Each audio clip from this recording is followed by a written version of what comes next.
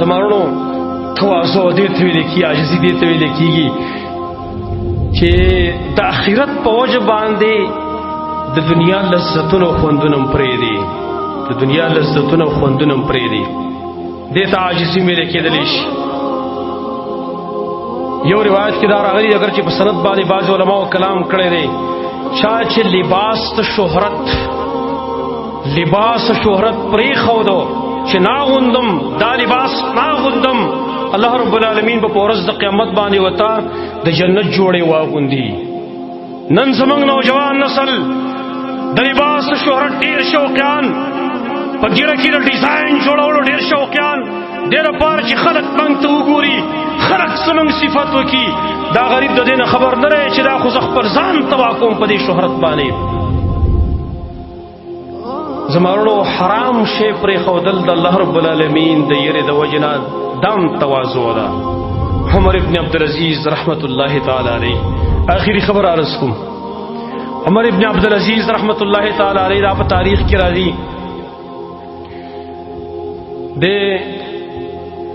د اختر په ورځ باندې سبا د اختر دی، کور ته راغی، کور کې ماشومان دي، وړه ماشوم هم د نور هلکان هم دي، جنکۍ هم دي، نا ماشومې پکې ژړل. ما ورته ویل ولې ژاړې؟ ویل پلاره سبا اختر دی، د خلکو ماشومان به نوې نوې جامې اغوندي او موږ به سړې جامې اغوندو. هغه باندې شون کې د دې ماشومې ژړا لږ اثر وکړو نو فوراً ووتو، فوراً وتلاړ او خزانچي ته یې ویل زما چې د میاشتې کمې تنخوا ده نو هغه ماله لږ اډوانس کې راکړه، آینده میاشتې تنخوا ماله په اډوانس کې راکړه. هغه ورته ویل امیر المؤمنین بالکل به درکړم خو په یو شرط باندې. هغه ویل څه شرط دی؟ ویل شرط دا دی چې دا لیکل ما راکړه چې په آینده میاشت کې به ته ژوندی. هغه ورته ویل دا لیکل خو زه نشم درکولی. بېرته واپس راغی کور ته، بچو ته یې ویل چې ستاسو خوښه ده که جهنم ته ټول ځو به زه به ورشم او تنخوا او مخکې راوالمه، او که خوښ یې ستاسو نو صبر به وکړو غونډ به جنت ته لاړ شو. هغې ورته ویل پلاره ویل چې بس موږ دا خوښه ده چې موږ د غونډ جنت ته لاړ شو. اختر مانځه ته ووتل نو زوی د هغه عبدالملک ابن عبدالعزیز، عبدالملک ابن عمر ابن عبدالعزیز دی ناست هلته د اختر په مانځه کې د پلار دی زوی ته وکتل، مخ یې داسې واړه او لږ یې وژړل د عمر ابن عبدالعزیز. زوی ورته وایي پلاره ولې؟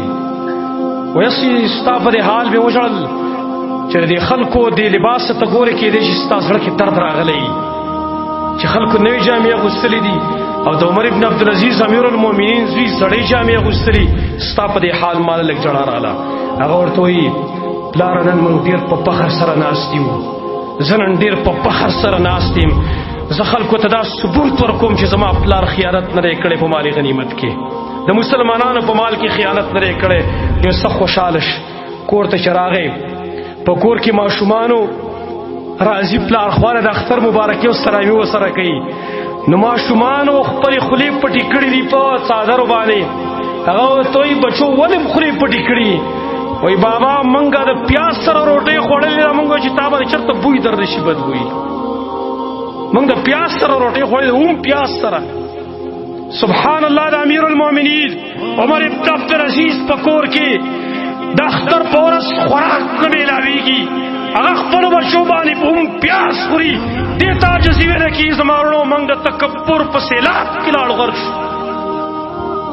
موږ خو په بدن باندې په کپړه باندې دوړ هم نه پرېږدو، موږ خو انسان ته د انسان په نظر باندې هم نه ګورو،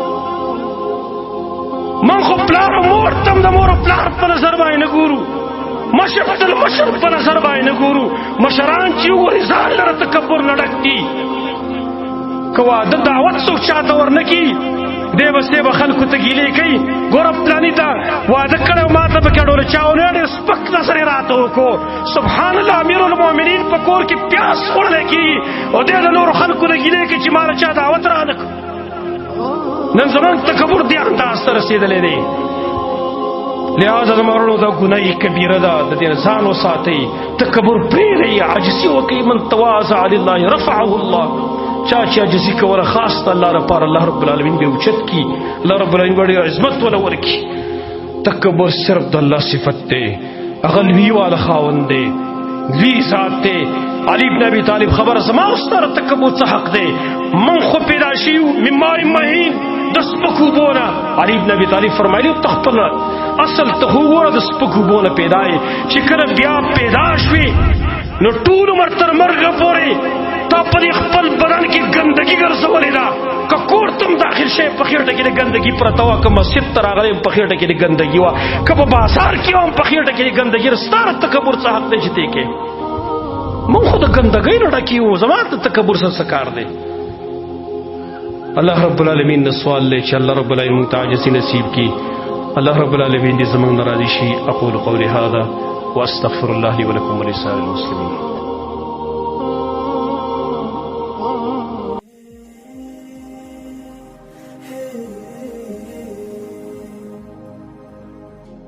صلى الله عليه وسلم.